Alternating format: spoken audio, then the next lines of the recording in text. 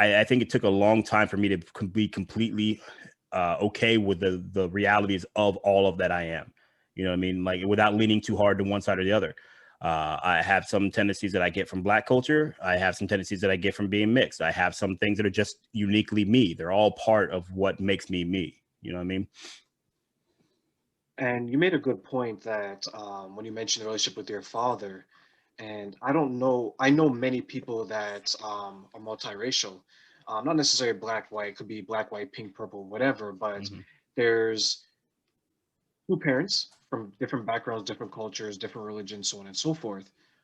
And it seems that a number of children that if they don't have a good relationship with one parent, doesn't have Hmm. to be a bad one, but if it's not as strong as one parent, they seem to move away from that race, that Yeah. religion, that culture, not because they have an issue with it, is because there's something that's preventing them from having the relationship they want with that parent, and they view that parent as a representation of everything that they're mixed with.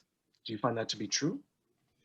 Uh, I don't know if it's a conscious decision, but I think definitely think it happens. But I also would say that it's hard for a parent who is not of that culture, race, religion, whatever it is, to also give you that knowledge that comes with being that race, religion, or culture. So one of the things that I am very thankful for is that my mother was not oblivious to the fact she was raising mixed children. And that's not always the case with parents. You know, a lot of them just try to raise them like you're any other kid, and they don't teach you certain situations about being Black. I mean, my mom did. My mom talked to me about, you know, how police officers might see me, how the world might see me, how people might treat me, and all that type of stuff.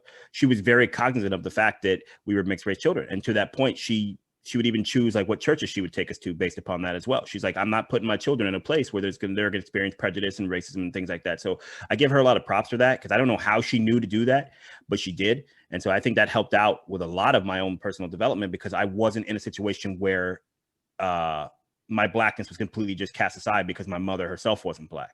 You know what I mean? So I think that helped a lot. I think my mother consistently made it an effort to try to show me Black experiences. You know, she had Black movies. We would go and hang out with Black people. She wasn't like just in putting me in a white world and saying, "Hey, figure that shit out." Sorry, I keep swearing. I apologize for that. But she was No, like, that's okay. It's all, you know what? It's the passion, so I love it. Keep going. yeah. So, but like, so I think that helps a lot. But I think when you're going back to what you were saying, that's not always the case because you're talking about interpersonal relationships at the same time. My mother did not have a good relationship with my father. She hated the man, right? So it could be easy for a parent to go, because I hate this person, I hate what they are. You know what I mean? Like not necessarily in a racist way, but in a way that you're not going to do this because your father did that. Not because Black people do that, but because your father did that. And so she was never that way. She let me again try to experience that journey and try to help me along it without trying to at the same time. She's like, there's simply something she can't tell me because she does not know. She doesn't have that knowledge base. So I think that's what helped me. But I know with a lot of children, that's not the case because, like you said, these are two people. And think about people who get like nasty divorces or nasty breakups or whatever else, you know, and then you add children into that. And then you add what that does to the children because of the differences you'll see. Like I said, they try to make one parent a bad guy or a bad person or whatever. And I'm just very fortunate that my mother wasn't that way with the specific aspects of my father that could lead me to think about it from a Black angle, you know? And that's the beauty of parenting, right? Like you have a parent that's willing to walk the journey with you. And let's be quite honest, it probably wasn't an easy journey for her, Mm-mm. right? Because she's taking you in areas to make you feel comfortable, make the children feel comfortable, that, and she's probably learning as she's going along, right? Because as you mentioned, this is maybe a community that she's not 100% familiar with. She's familiar enough because she knew what to do, Mm-hmm. right? But there's a number of people that may not know what to. They're like, yeah, I have a child with this person, but this isn't me. Let me raise them in a way that I was raised. And they're totally taking away one half of what they could be, right? And I think your mother, as you mentioned, deserves a tremendous amount of respect for walking you down that journey, and not only walking you down it, she walked with you. Yeah, absolutely. And like I said, when you're a kid, you don't understand that. You don't recognize that. but now as a full grown adult, and then also seeing what other mixed race children. There's a rapper, his name's Logic, or well, his rap name is Logic. It's not his real name, but and he talks about how his mom was racist, even though she gave birth to a mixed race child.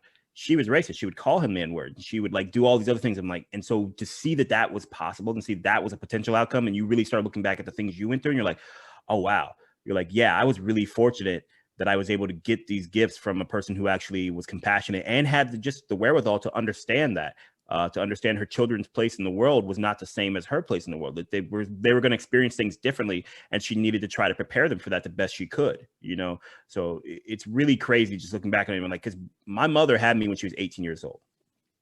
Just graduated high school, you know, unwed, didn't go to college or anything like that. And so I don't know how she came to all the conclusions and the things that she did. And I know that I wouldn't have at that age. So I'm all that much more impressed the older I get, because my mom, when I was graduating high school and going through that stuff, whatever, she's my age now, you know, and I just like, I couldn't even imagine having a kid at that age and who was doing the things I was doing and who's saying the things I was saying, you know what I mean? And like just doing what she did, it blows my mind.